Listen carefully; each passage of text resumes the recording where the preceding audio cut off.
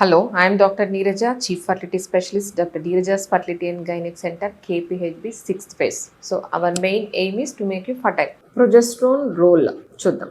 So మామూలుగా మనకి ఫీమేల్స్లో రెండు హార్మోన్స్ చాలా important, oestrogen and progesterone.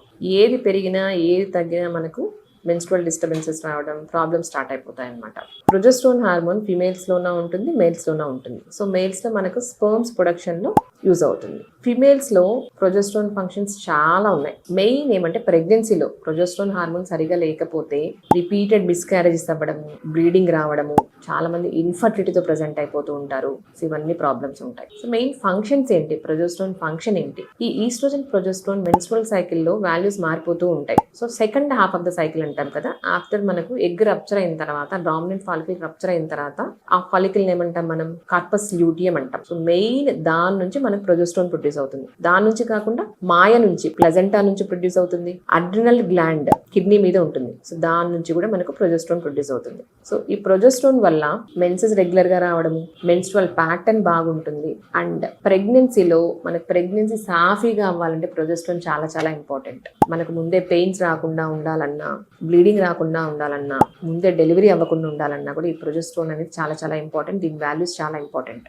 Progesterone ఏమంటే యుట్రైన్ రిలాక్సెంట్ అనమాట. యుట్రస్ ని మనం రిలాక్స్ చేసేస్తుంది. సో అందుకని ఎవరికైనా ముందే పెయిన్స్ వస్తూ ఉంటే మనం ప్రొజెస్ట్రోన్ సప్లిమెంట్ అడ్వైస్ చేస్తూ ఉంటాం. ఇదే కాకుండా బ్రెస్ట్ ప్రెగ్నెన్సీ, డెలివరీ తర్వాత బ్రెస్ట్ డెవలప్మెంట్ ఉంటుంది కదా, పాలు రావడానికి ముందే బ్రెస్ట్ ప్రిపరేషన్ జరుగుతుంది. ఆ బ్రెస్ట్ డెవలప్మెంట్ కూడా ప్రొజెస్ట్రోన్ అనేది చాలా ఇంపార్టెంట్. ఇంకొకటి ఇట్ సపోర్ట్స్ యువర్ మూడ్ అనమాట. మూడ్ చేంజెస్ లేకుండా హెల్ప్ చేస్తుంది.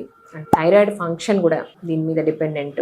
జనరల్గా ఫీమేల్స్ ప్రొజెస్ట్రోన్ తక్కువ ఉంటే వాళ్ళకి మూడ్ చేంజెస్ రావడం, ఇర్రెగ్యులర్ సైకిల్స్ రావడం, థైరాయిడ్ డిస్టర్బెన్సెస్ రావడం, మెన్స్ట్రువల్ అబ్నార్మాలిటీస్ రావడం, స్పాటింగ్ రావడం, సో ఇవన్నీ ప్రాబ్లమ్స్ చూస్తూ ఉంటాం.